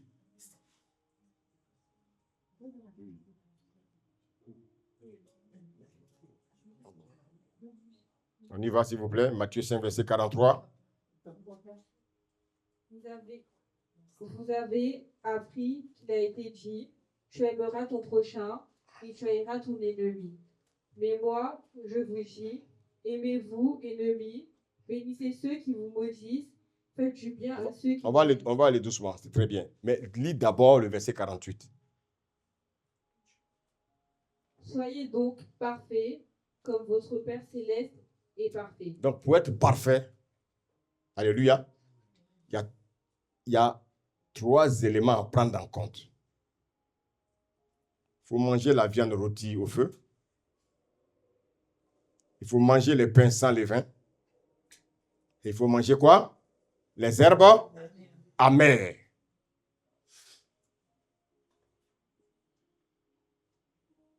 Vous savez, les herbes amères, vous allez comprendre à quoi c'est relié les herbes amères. Alléluia. Vous savez, c'est le sang de Jésus qui nous rend parfaits. Vous savez, souvent on dit, cet homme-là, il pratique les bonnes œuvres. Vous savez, si on ne mange pas la chair de Jésus, on ne peut pas pratiquer des bonnes œuvres. Parce qu'il y a des œuvres que le Seigneur appelle bonnes. Ce n'est pas toutes les œuvres qui sont bonnes aux yeux de Dieu. Ce qui est bon à tes yeux n'est pas forcément bon aux yeux de Dieu. Parce que ce que Dieu appelle les bonnes œuvres, ce sont les bonnes œuvres qu'il a réservées pour que nous les pratiquions. Alléluia. Amen. Est-ce que nous avons fait quelque chose pour être déclarés justes devant Dieu? Non. C'est parce que nous avons obéi en mangeant la viande rôtie, l'agneau rôti. Amen. Rien ne peut nous rendre justes, rien ne peut nous rendre parfaits que le sang de Jésus. Amen. Alléluia. Amen. Mais frère, il y a une chose que nous devons comprendre. Quand nous mangeons l'agneau sans défaut, la justice du Seigneur nous est imputée. Amen. Raison pour laquelle, bien-aimé, lui-même, il s'est fait pécheur afin que sa justice nous soit attribuée. Alléluia. Amen. Ça, c'est la perfection concernant notre statut. Nous qui sommes parfaits, nous sommes parfaits par le sacrifice de Christ. Amen. Maintenant, il nous invite à atteindre ce qu'on appelle la perfection en ce qui concerne la connaissance et la pratique. C'est-à-dire qu'on vit dans ce monde, mais on doit pratiquer la vie de Dieu. Amen. C'est là où il y a le combat. Amen. Alléluia. Amen. Le Seigneur veut que nous pratiquions sa parole. Vous savez, il va dire à une église, à l'église de Sardes, il va dire, je n'ai pas trouvé tes œuvres bonnes. Je n'ai pas trouvé tes œuvres parfaites devant mon Dieu. Vous voyez qu'en fait, devant Dieu, à cause de nos statuts, nous sommes parfaits. Alléluia. À cause de ce que Christ a fait à la croix. Mais étant parfait, il nous demande de produire maintenant des œuvres de perfection. Est-ce que je me fais comprendre? Lui, il nous a rendus parfaits. Mais il nous demande maintenant, bien-aimé, de réaliser des œuvres de perfection. Ah, voilà où il y a le combat. Voilà pourquoi les 5 ministères ont été mis sur pied. Amen. Maintenant, lisons maintenant le verset 43 de Matthieu 5. Vous avez appris. Vous avez appris. Il a été dit. Oui. Tu aimeras ton prochain. Oui. Et tu haïras ton ennemi. Vous avez vu comment ça c'est facile, hein? Allô? Amen. Haïr les gens là, c'est trop facile. Quand quelqu'un nous fait du mal, tout de suite, la haine vient dans notre cœur. Ça, c'est quand tu étais païen. Quand tu étais de l'autre côté. Quand tu étais dans le monde. Quand tu étais religieux. Tu rendais le mal par le mal. Tu aimais seulement ceux qui t'aiment. Quelqu'un me suit ce matin? Mais regardez ce que le Seigneur te recommande maintenant. Tu dis que tu es en train de... Tu dis que tu as mangé l'agneau rôti. Tu dis que tu es en train de manger actuellement les pains sans levain. Mais il te dit maintenant d'ajouter les herbes amères. Voici une herbe amère. Lis la suite. Mais moi, je vous dis, aimez vos ennemis. Oui. Bénissez ceux qui vous... Aimez vos ennemis. Voici une herbe amère. Comment tu peux aimer ton ennemi? Le Seigneur te recommande d'aimer tes ennemis. Alléluia. Le Seigneur veut que tu regardes dans tes souvenirs là. Qui sont tes ennemis que tu as mis dans ton cœur, que tu as emprisonnés dans ton cœur? Beaucoup ont emprisonné des personnes dans leur cœur, sans le savoir. Quand tu vois la personne, comme les gens aiment le faire,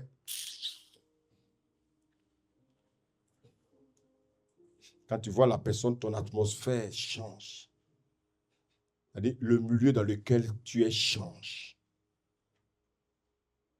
Parce que cette personne t'a fait du mal. Le monde te dit de haïr une telle personne. Et Jésus te dit d'aimer cette personne. C'est ça les herbes amères. Le Seigneur dit d'aimer nos ennemis. Qui peut aimer son ennemi? Qui peut aimer son ennemi? C'est ça les herbes amères que Dieu nous demande de manger.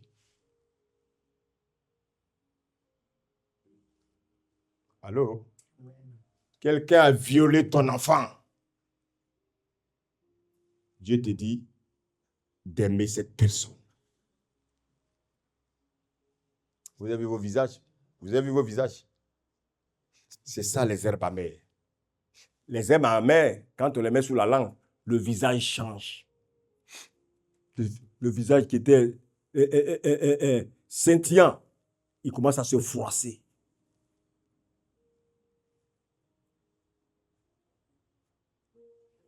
Alléluia. Toutes les personnes qui nous ont fait du mal. Alléluia. Amen. Toutes les personnes qui nous haïssent. Qu'est-ce que nous exprimons à l'égard de ces personnes?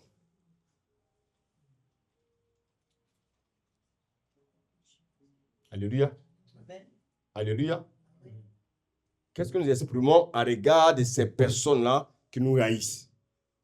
Des mauvais sentiments, des mauvaises pensées, de la haine. Qu'est-ce que nous éprouvons quand nous voyons ces personnes?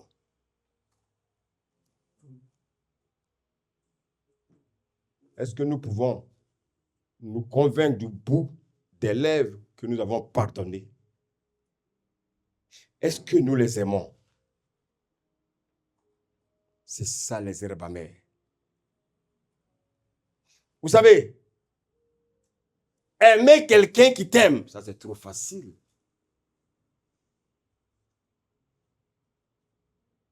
Alléluia. Mais aimer quelqu'un qui ne t'aime pas, c'est ça les herbes amères.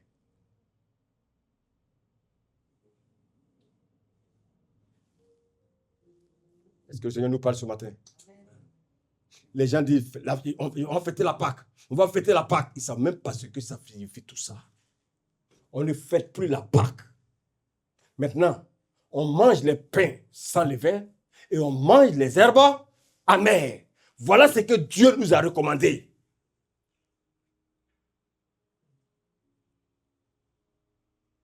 Alléluia.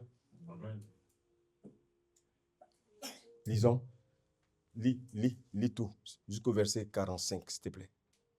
Regardez. Bénissez ceux qui vous maudissent, Bénissez ceux qui vous maudissent, oui, faites du bien à ceux qui vous haïssent, oui, et priez pour ceux qui vous maltraitent, oui, qui vous persécutent, oui, afin que vous soyez fils de votre Père oui, qui est dans les cieux, oui, car il fait lever son soleil sur les méchants Oui. et sur les bons, oui, et il fait pleuvoir sur les justes et sur les injustes. oui.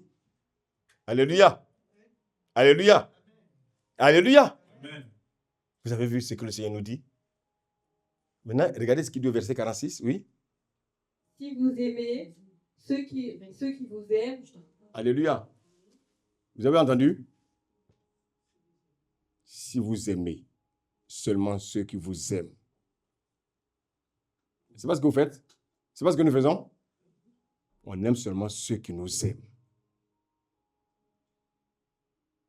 On refuse d'aimer ceux qui ne nous aiment pas. C'est ça les herbes amères. Alléluia. Nous, on aime ceux qui nous aiment. Et on hait ceux qui ne nous aiment pas. Le Seigneur dit, c'est ça, les herbes amères. Pourquoi quand tu vois un ami, ton visage change? Parce que tu ne veux pas le sentir. Dieu dit, c'est ça les herbes amères. Dieu dit de commencer à le sentir.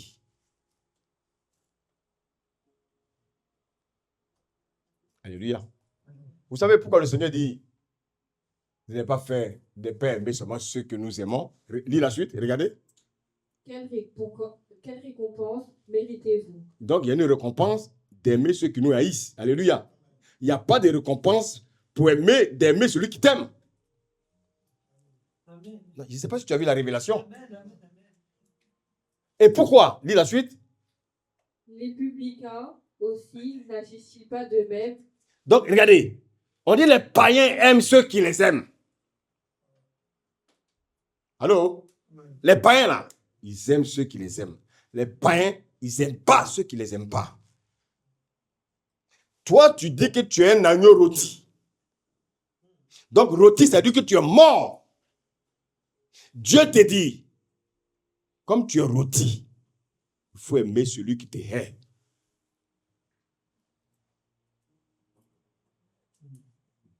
Frère, on dit qu'on a choisi Jésus, mais on ne sait même pas à quoi, on ne sait même pas ce qu'on mange. Et c'est pour ça que, frère, il y aura des surprises dans le royaume. Un enfant de Dieu doit obéir à ce que Dieu lui dit. Il n'y a pas de complaisance. Si toi, tu aimes ceux qui t'aiment, qu'est-ce que tu fais d'extraordinaire? C'est ce qu'il dit. Tu peux relire la partie là, s'il te plaît? Si vous aimez ceux qui vous aiment, Oui. quelle récompense méritez-vous? Bon, parmi mes frères et sœurs, j'aime seulement ma sœur qui m'aime. Et puis je hais ma sœur qui ne m'aime pas. Mais tu es pire qu'un sorcier devant Dieu. Parce que Dieu dit d'aimer tes ennemis. C'est ça qu'on appelle les herbes amères. Quelqu'un qui t'a escroqué, qui t'a rendu pauvre. Dieu dit de l'aimer. Si vous aimez seulement ceux qui vous aiment, quelle récompense méritez-vous? Les païens en font de même. Vous savez, il n'y a rien d'extraordinaire d'aimer quelqu'un qui m'aime. Alléluia. Mais quand j'aime quelqu'un qui ne m'aime pas, il y a quelque chose de spirituel dedans. Quand on dit que le fruit de l'esprit, c'est l'amour. Alléluia. Aimer celui qui m'aime, ça c'est charnel. C'est-à-dire que tu aimes comme les païens. Alléluia. Amen. En fait, quand tu aimes quelqu'un qui t'aime, c'est charnel. C'est ça qu'on appelle les sentiments, ce n'est pas de l'amour. Mais aimer son ennemi, c'est spirituel. Alléluia. C'est quoi les herbes amères? C'est la nourriture que tout le monde refuse de manger.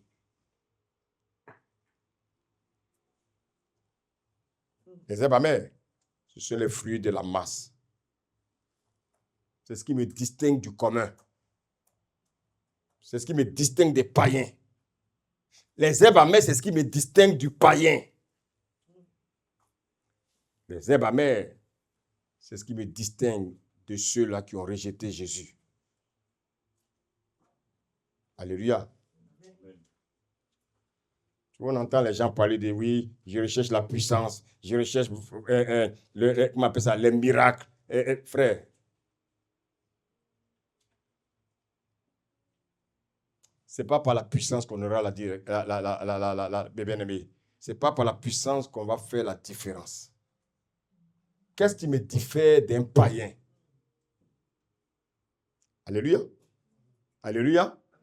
Quelle est la différence entre moi et un païen? Ce n'est pas parce que je fais des miracles. Ce n'est pas parce que, frère, j'ai guéri les malades.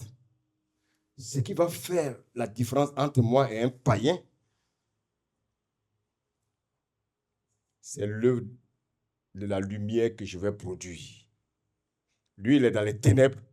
Moi, je suis un enfant de lumière. Voilà pourquoi je vais vous faire comprendre quelque chose. On ne reconnaît pas le Saint-Esprit par la puissance que nous manifestons, mais nous reconnaissons le Saint-Esprit par le fruit de l'Esprit. Alléluia. Amen. Matthieu 12, verset 33. Regardez. Matthieu 12, verset 33. Ou dites que l'arbre est bon et que son fruit est bon, ou dites que l'arbre est mauvais et que son fruit est mauvais, car on connaît l'arbre par le fruit. Un fruit, s'il est mauvais, c'est parce que l'arbre est mauvais.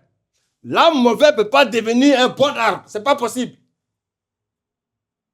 Voici pourquoi on reconnaît les enfants de Dieu par le fruit qui manifeste, le fruit de Christ qui manifeste. Pas par les œuvres. Comment peut-on dire tel frère est un chrétien? Pas parce qu'il fait des miracles, non. Pas parce qu'il a construit des églises, non. Pas parce qu'il a fait des dons aux pauvres, non. On reconnaîtra lorsqu'il va manifester ce qu'on appelle le fruit de l'esprit. Frères et sœurs, la Bible dit que certains diront, Seigneur, n'avons-nous pas fait des miracles? N'avons-nous pas nous prophétiser? N'avons-nous pas guéri les malades? Le Seigneur va dire quoi? Je vous dirai ouvertement, je ne vous ai jamais connu. Retirez-vous de moi, vous qui commettez l'iniquité. Beaucoup diront, Seigneur, Seigneur. Ils n'entreront pas dans le royaume des cieux. Frères et sœurs, est-ce que tu veux rentrer dans le royaume des cieux? Alléluia. Amen. Est-ce que tu veux rentrer dans le royaume des cieux? Amen. Ne pratique pas l'iniquité.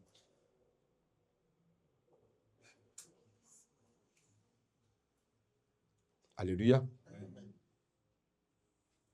On connaît l'arbre par son fruit et non par la puissance. Alléluia. Amen. Est-ce que tout le monde peut aimer ceux qui ne l'aiment pas?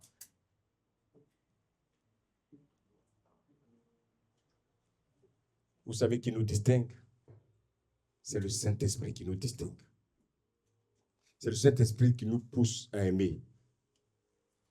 Je dirais même que c'est le Saint-Esprit qui aime au travers de nous. Si tu aimes seulement ceux qui t'aiment, qu'est-ce que tu fais d'extraordinaire? Est-ce qu'un publicain peut aimer son ennemi? Est-ce qu'un païen peut aimer son ennemi? Alléluia. Vous savez, manger l'agneau rôti avec les pains croustillants, c'est facile. Mais les manger avec l'herbe amère, c'est difficile. Alléluia. Alléluia. Il a dit, bénissez ceux qui vous maudissent.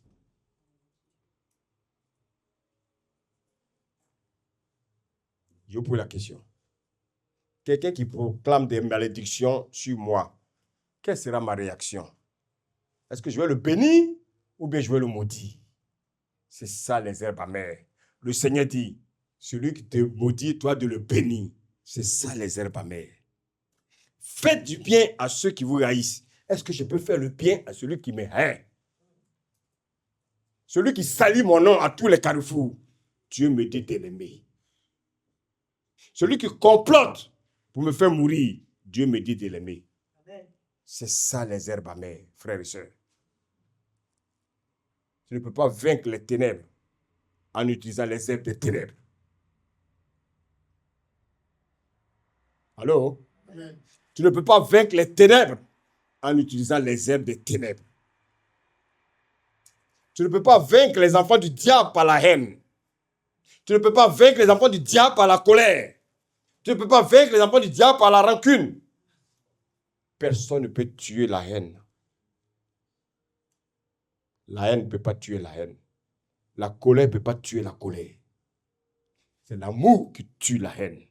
C'est l'amour qui tue la colère. C'est l'amour qui tue, bien-aimé, l'amertume. Est-ce que nous mangeons les herbes amères?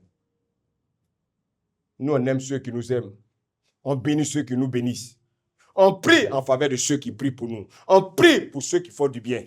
Oh, le Seigneur dit de prier pour ceux qui te font du mal. C'est ça les herbes amères. Combien de chrétiens comprennent ça? Priez pour ceux qui vous maltraitent. Ah, Seigneur. Alléluia. Est-ce que nous pouvons prier pour ceux qui nous maltraitent?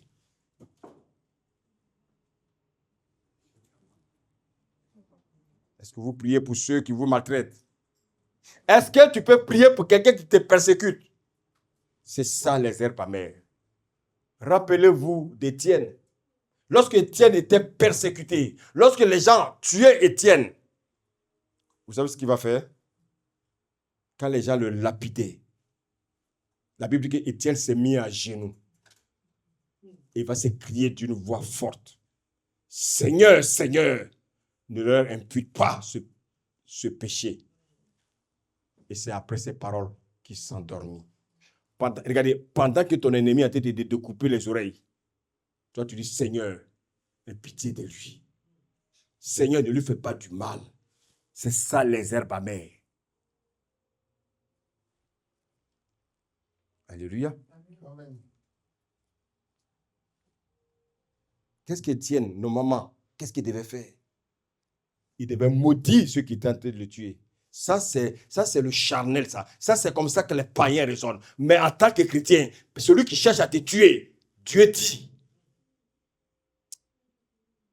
de le bénir. Est-ce que vous savez que Étienne a mangé les herbes amères? Amen. Paul a mangé les herbes amères. Pierre a mangé les herbes amères. Mais ils sont des hommes comme nous.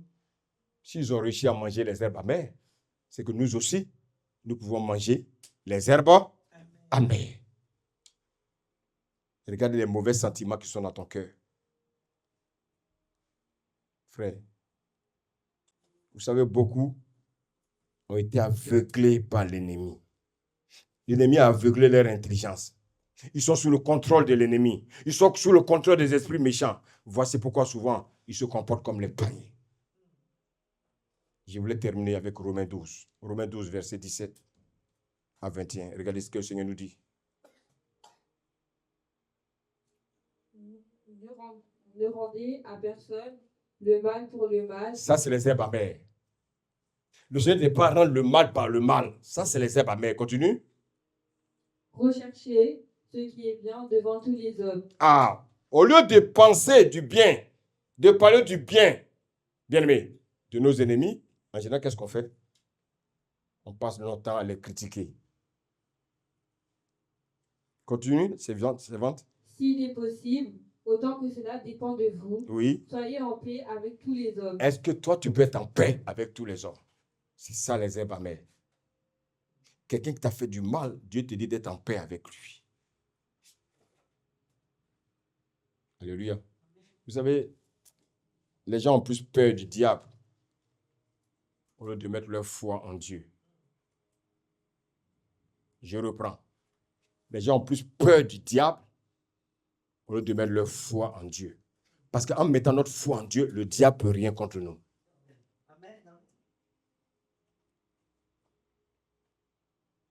Alléluia. Au lieu de manifester, de mettre notre foi en Dieu, on a peur du diable. Alléluia. Vous savez, si les gens manifestaient plus de foi en Dieu, ils allaient craindre plus Dieu et ne pas craindre les Satan et ses démons. Vous savez, celui qui craint Dieu et qui obéit à Dieu bénéficie de la protection de Dieu. Est-ce que vous savez ça? Au lieu de passer souvent des heures dans des prières, si tu obéis à Dieu, qu'est-ce qui se passe? Dieu met sa protection sur toi.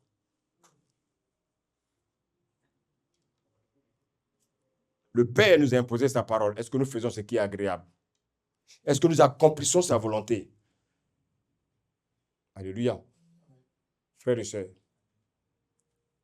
le Seigneur dit, rendez continuellement grâce pour toutes choses à Dieu, le Père, au nom de Jésus. Quel que soit le problème que tu traverses, rends grâce à Dieu. J'ai dit, rends grâce à Dieu. Amen. Mais dans le malheur, qu'est-ce que nous faisons? Passons le temps à nous plaindre.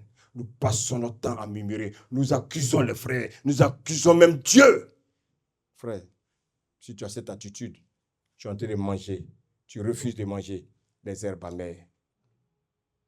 Quand tout va bien, tu acclames. Quand tout va bien, tu bénis Dieu. Mais quand tout va mal, tu méprises Dieu. Frère, non. N'aie pas cette attitude. Il faut rendre grâce à Dieu en toutes choses. Il faut rendre grâce à Dieu en toutes choses. La Bible dit qu'il y a beaucoup d'appelés, mais peu d'élus. Vous savez quels sont ceux qui mangent les herbes amères? Ce sont les élus. Amen. Je veux que tu sois un élu. L'élu, c'est celui qui mange les herbes amères. L'élu, quelle que soit la situation qu'il traverse, il pratique ce que Dieu lui dit. Bien-aimé, les herbes amères sont supportables lorsque nous mettons notre foi en Jésus-Christ. Alléluia. Amen. Regardez, ceux qui ont lu l'histoire de la veuve de Sarepta. Le Seigneur a dit à cette femme-là, donne d'abord à manger à mon serviteur.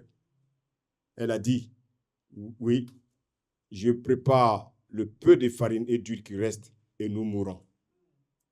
Vous voyez, cette femme, elle a mangé les herbes amères. Elle a d'abord donné à manger au serviteur de Dieu avant de passer à sa famille. En donnant à l'homme de Dieu, elle obéissait à ce que Dieu lui avait ordonné. La Bible dit qu'elle n'a rien manqué. Voici pourquoi, frères et sœurs, si quelqu'un vient frapper à ta porte, s'il te reste un dernier bout de pain, un dernier bout de pain, si quelqu'un vient frapper à ta porte, le Seigneur dit, est-ce que tu donneras ce pain à celui qui vient frapper à ta porte ou bien tu penseras à toi? C'est ça les herbes amères. Les herbes amères font que l'homme pense d'abord à lui. Mais le Seigneur voudra que tu donnes ce dernier bout de pain à celui qui est venu frapper à ta porte et que toi tu dormes, bien-aimé, tu dormes dans la faim. Parce que les jours prochains seront des jours d'abondance. Manger les herbes amères, ça nous permet d'être dans l'abondance avec Dieu. Et quand je parle d'abondance, je parle d'abondance spirituelle. Amen. Alléluia. Bien-aimé, ce matin, Dieu voulait que nous comprenions sa pensée. Dieu voulait que nous comprenions comment lui, Dieu, fonctionne. Bien-aimé, nous avons vu qu'avec Dieu, tout est possible. Alléluia.